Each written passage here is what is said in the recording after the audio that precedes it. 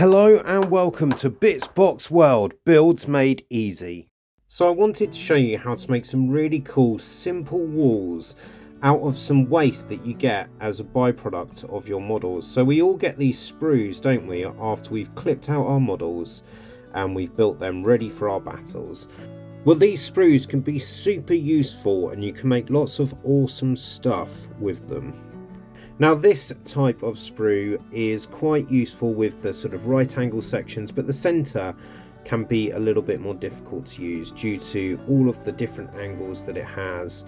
These, though, this type is my particular favourite. Lots of right angles, straight sections, and not many things that we will need to cut. So these are great sprues. So to make something decent out of those sprues though, you will need some good clippers. So I've got these heavy duty ones.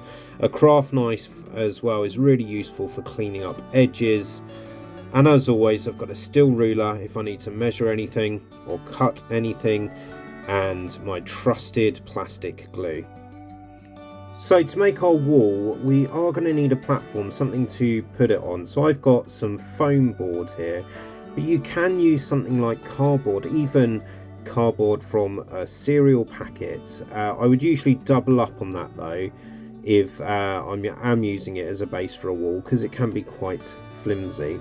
So with the foam board, you just want to cut out a section that's suitable for your wall, and I like to just round off the edges so there aren't any sharp edges on the foam board. Really easy to cut foam board. You can use it for many different things, platforms, buildings, anything you like, you can make use of it. So by rounding off the edges, we're going to make a really good platform for our wall.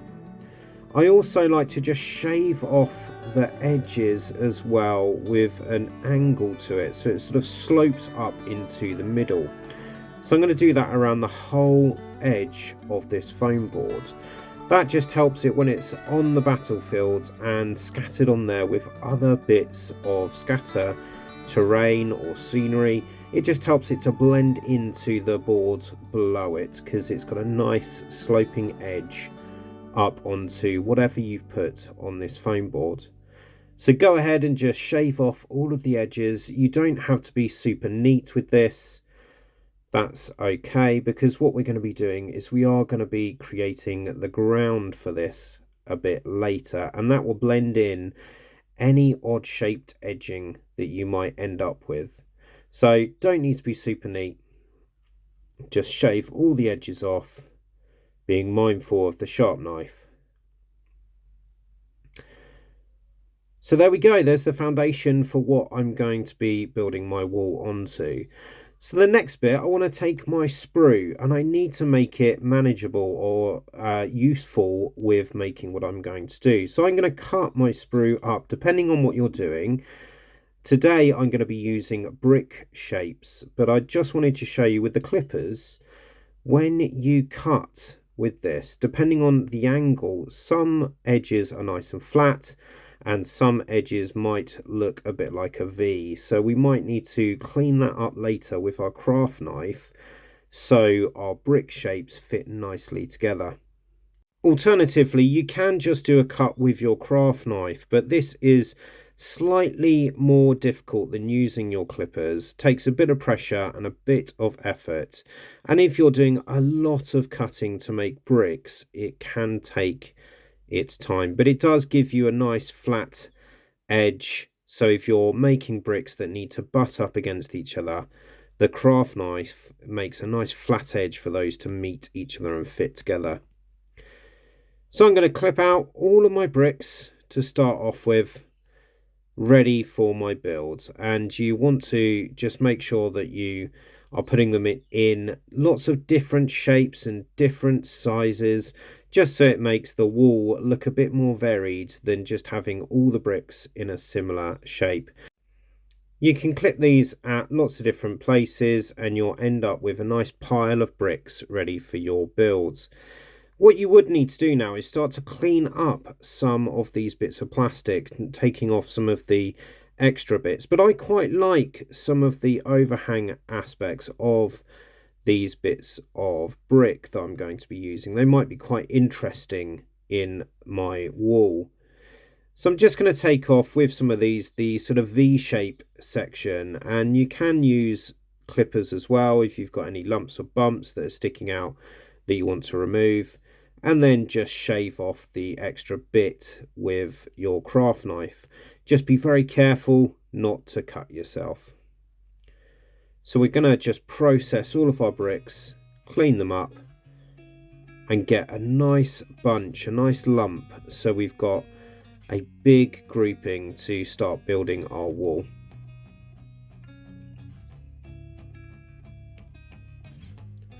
So this is the bit that does take a bit of time.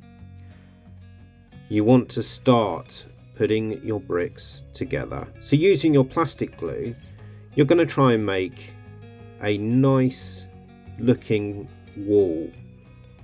So I do this segregated. I put a couple of bricks down and then I put one over the top of that, so it makes a nice secure fitting. I'm going to build a foundation first, so I've got a few glued together so it is a bit more secure when I'm starting to build my other bits of wall.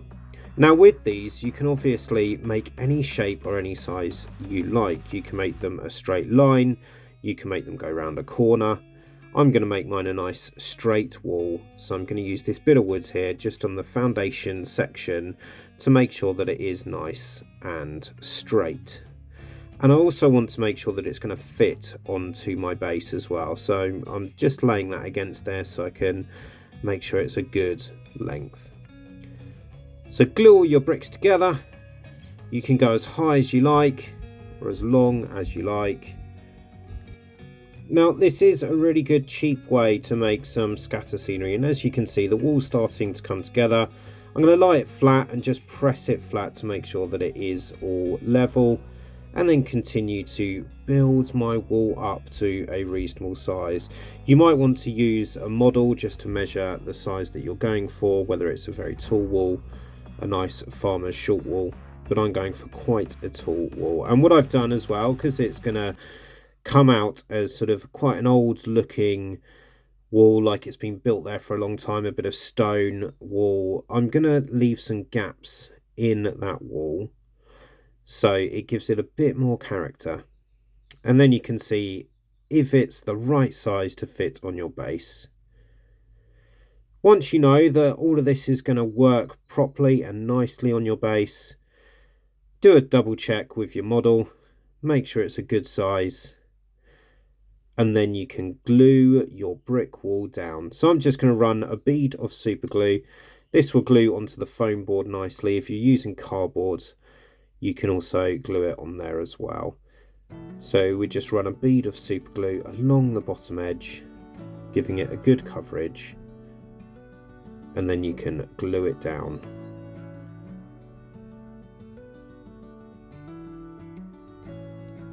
With the foam board, you do want to hold your wall for a little bit, making sure that it glues down nice and securely. So I'm just going to press down for a moment and then it will stand on its own.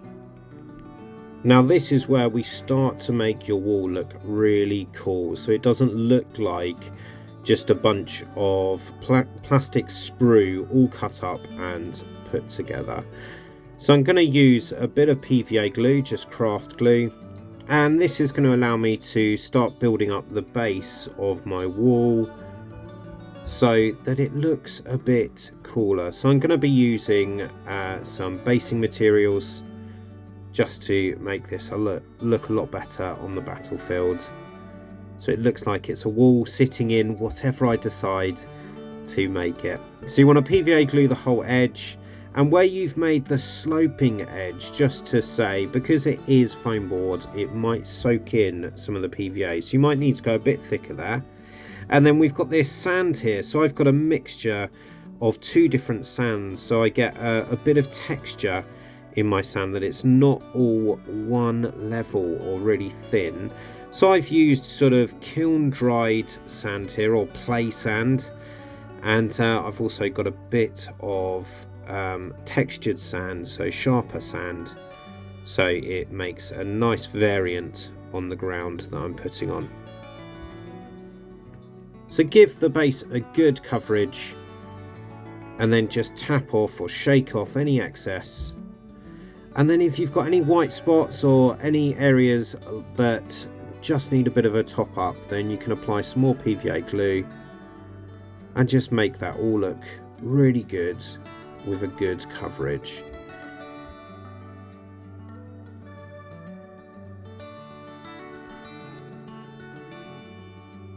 So as you can see, I'm using a a flight base to use as my scoop in this. Just something I had lying around from my eagles. Now something that I like to do with the wall is I want to give that a bit of texture as well, just so it doesn't look like a whole load of clipped blocks all stuck together. So anywhere that there's a gap, I'm going to just paint a bit of PVA glue into there, and we're going to fill that also with our textured basing material, so a bit of sand.